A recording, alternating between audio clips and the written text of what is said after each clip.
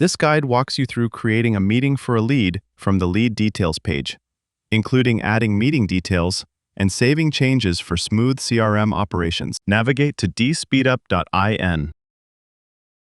Click on Lead.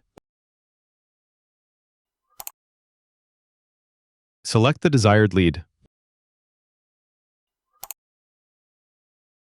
Click on Meeting.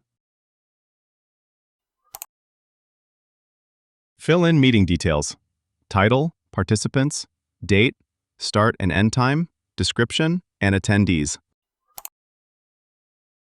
Click on Save. To view the created meeting or copy the meeting link, click on Activities. Click on Meetings. The scheduled meeting is listed under the Meetings tab inside Activities.